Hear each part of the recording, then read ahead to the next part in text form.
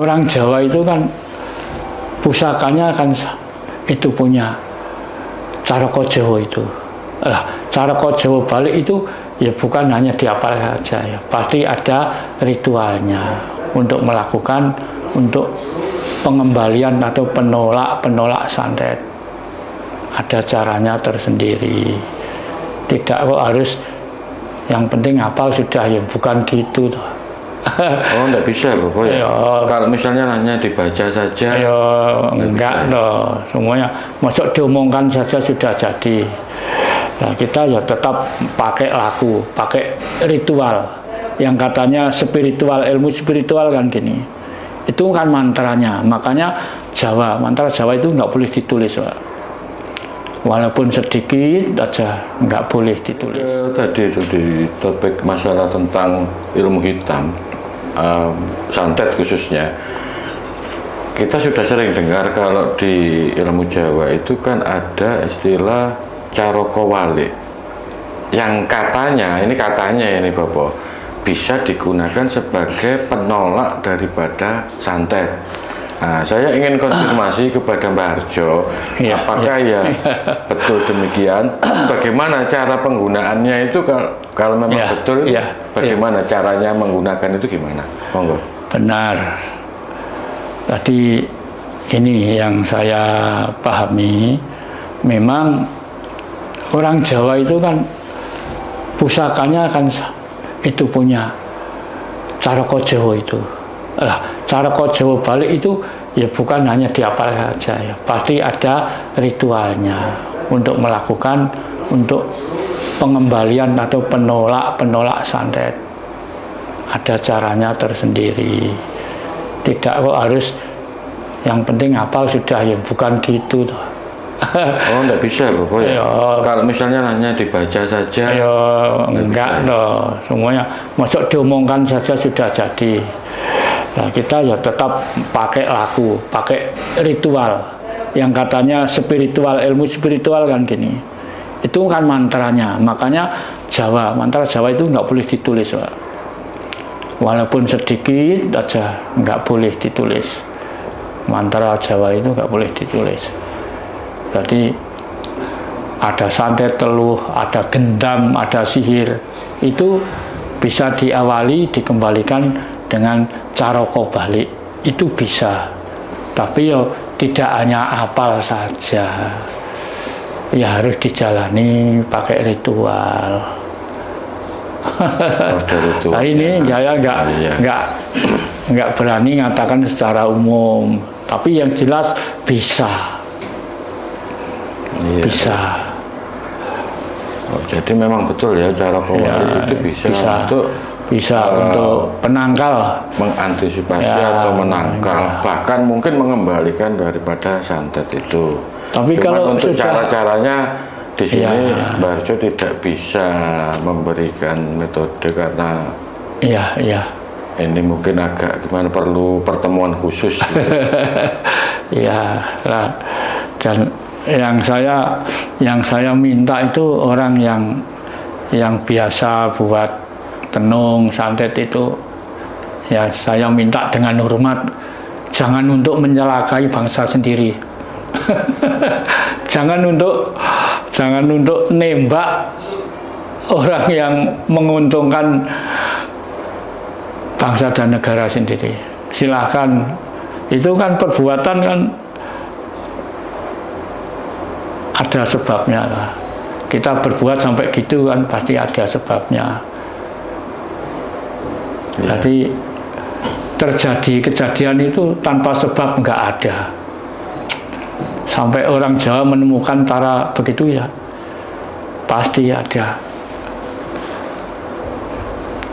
Iya, ini juga ada yang tanya tentang masalah Kalacakra. Itu gimana Mbah kegunaannya itu? Ya, Kalacakra ini banyak yang bilang Kalacakra itu raja. Ya, raja Kalacakra. Itu penemuannya lain penghayat lain orang lain. Ya. Memang ada raja Kalacakra. Untuk apa? Ya ada gunanya. Tapi saya tidak pernah menggunakan itu. Kalau mau menemukan itu silahkan pelajari dulu. Kalau mau bertuhan aja, monggo berhadapan oleh kula. Yang saya utamakan ini tentang bertuhan. Jadi kita tentang bertuhan. Nah di tengah-tengah perjalanan menemukan apa? Ada yang diberi Kala Cakra, ada yang diberi lain-lain lah. Itu kan hasil masing-masing belajar. Yang bagi kan bukan saya hanya ketitipan. Memang kalau ada yang mau belajar, ini saya mengacu kepada tuntunan saya yang dulu, almarhum Romo Sutopo Wisnu Raharjo. Romo Sutopo itu muridnya Romo Abu Wali.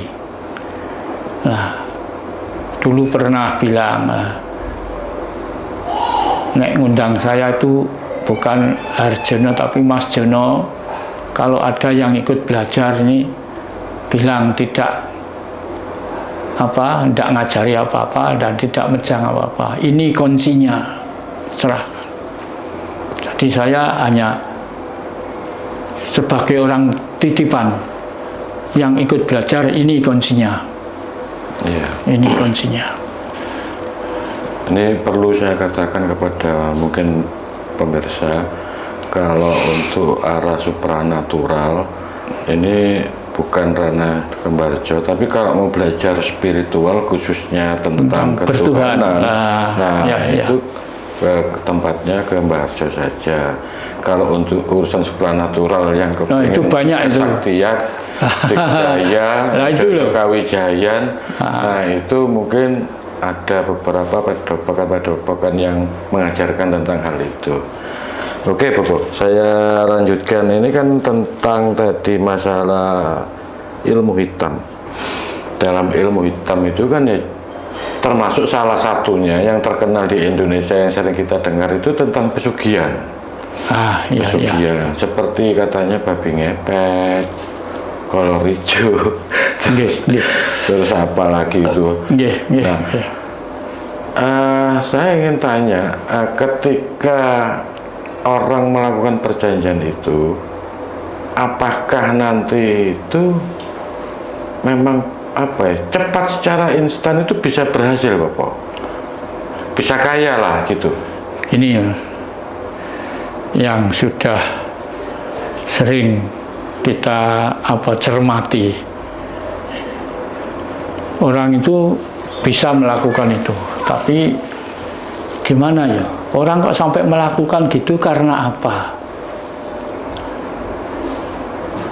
Yang pertama mungkin terdesak ekonomi. Ini satu. Ya, itu paling utama. Walaupun ekonominya tidak lemah, tidak terdesak ekonomi, kadang-kadang karena pergaulan. Pergaulan dengan orang yang kaya. Ambisi ingin kaya, ya, akhirnya mengambil jalan pintas, mengambil jalan pintas, ingin kaya tapi nggak mau kerja yang berat, ingin nyantai ya bekerja ya kerja, tapi dengan beralaskan itu tadi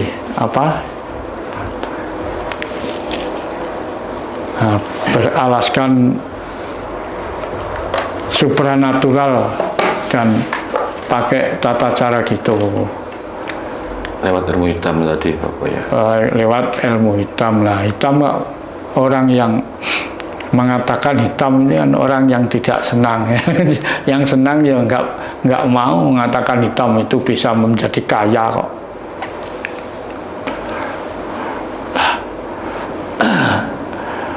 Itu sudah banyak orang yang terbukti, tapi kalau dicermati nggak bisa itu terus spontan kaya ya nggak bisa, ya sedikit demi sedikit.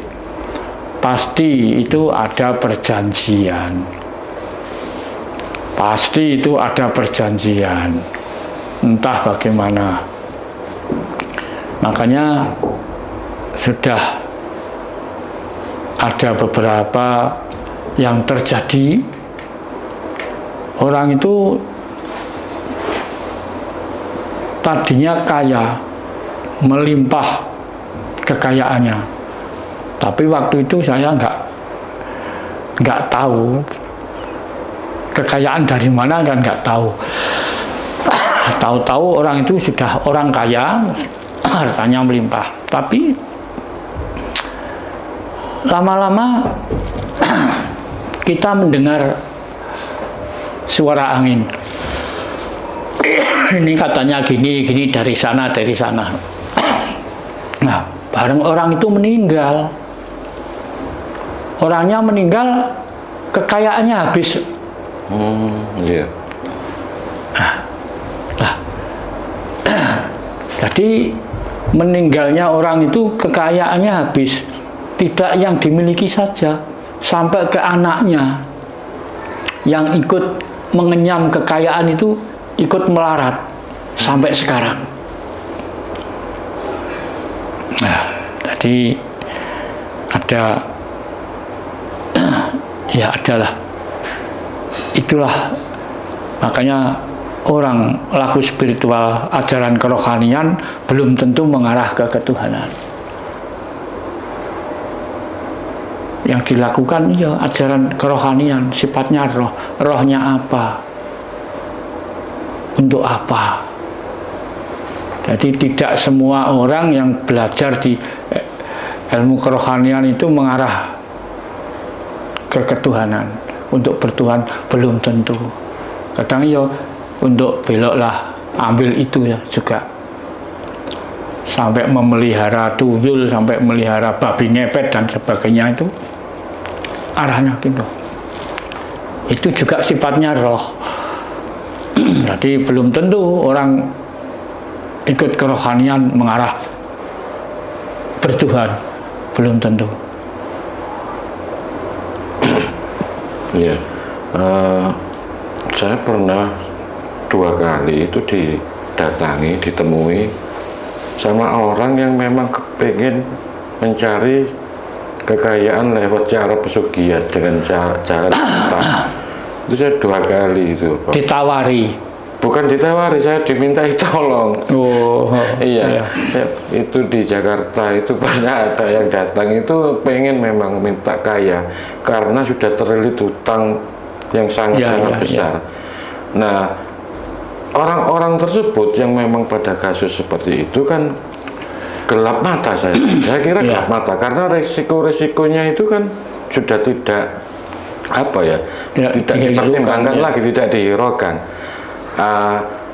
Saya ingin tanyakan mungkin gini, apakah dalam hal pesugihan itu resiko yang paling berat itu seperti apa kira-kira itu, Pak? Terutama mungkin yang jelas bagi pelakunya juga, dan mungkin keduanya bagi anak, istri. Meskipun itu tidak tahu apa yang dilakukan suaminya gitu. Nah, ini. Makanya kadang-kadang ada orang bilang dosa warisan. Itu memang ada.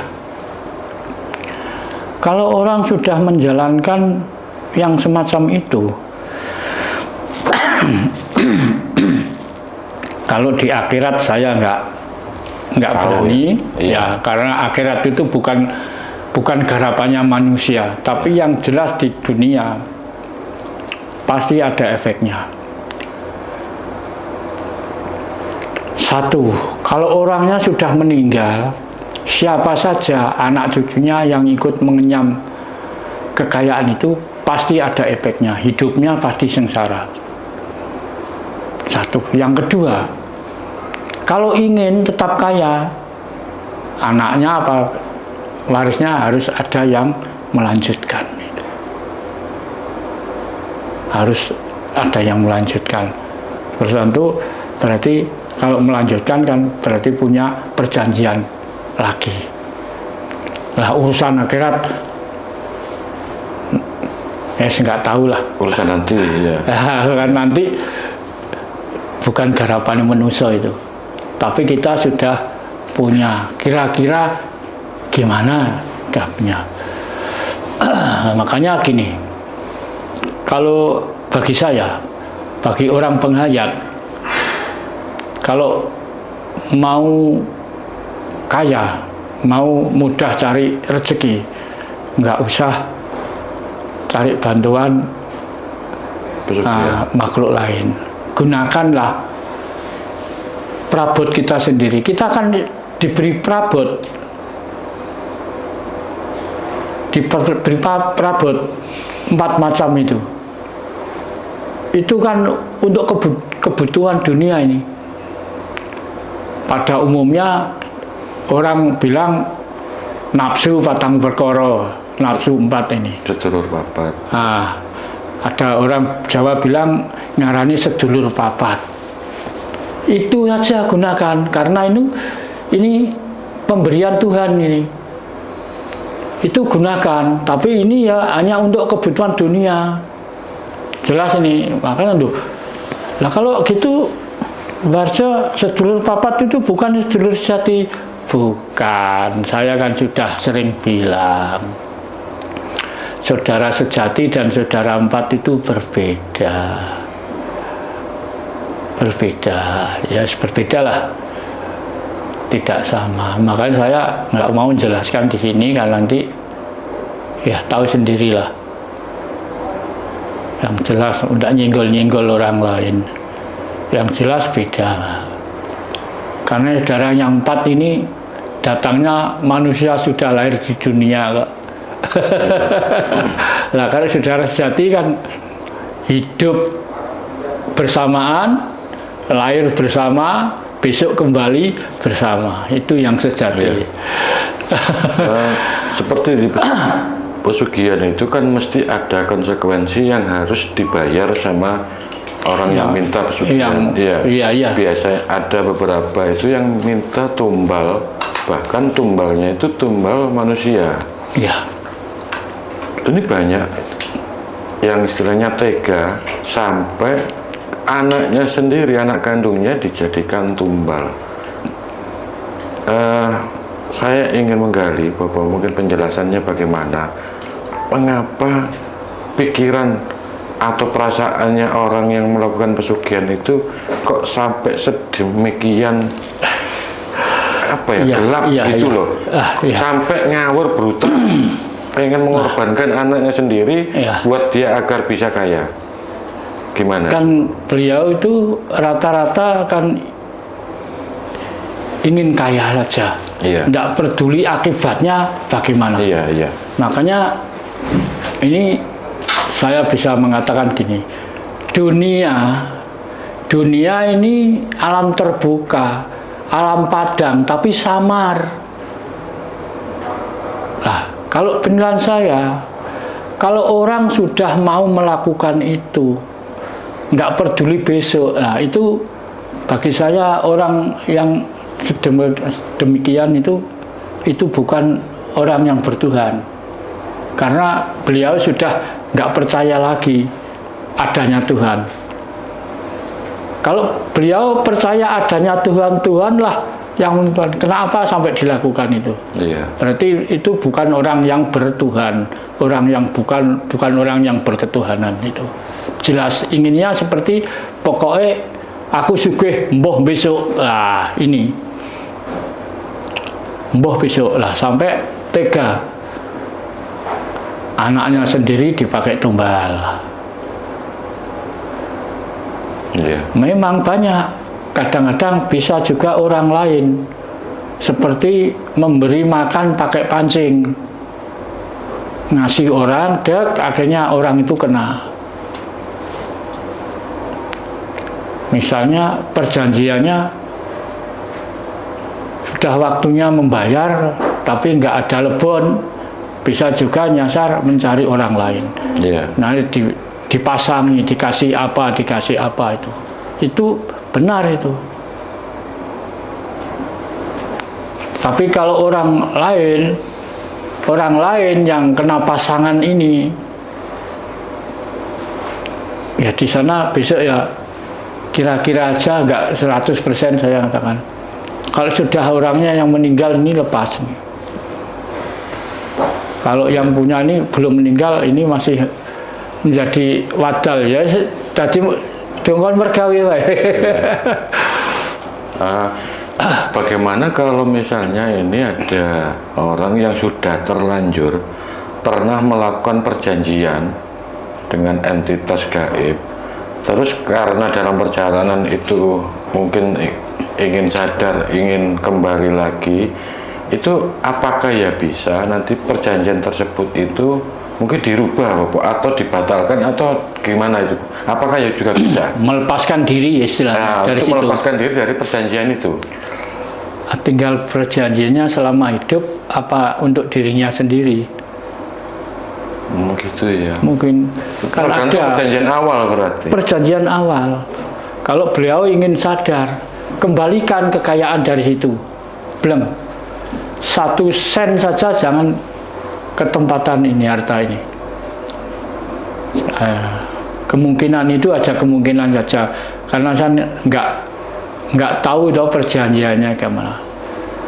Karena ada ya orang yang gitu, 1 orang saja, saya nggak sebut namanya, nggak sebut alamatnya, ada saudaranya lebih dari 1 ya, 4 atau 5 itu. Setelah orang tuanya meninggal, korat karit itu, tapi masih ada tinggalan ini, warisan ini, asetnya masih, kalau tidak salah ya masih, terus sekarang masih miliatan ini. Tapi beliau yang ketempatan ini hidupnya nggak pernah nyaman. Ada saja nggak pernah. Minta solusi lah, minta solusi, dan gimana ya? Saya hanya bisa menjawab ini. Kalau sampean bisa lepas semua harta kekayaan ini, mungkin bisa. Jadi jangan sampai anakmu, cucumu, apalagi cucumu, jangan sampai menikmati hasil ini. Keluar, tinggalkan itu, karena itu sudah harta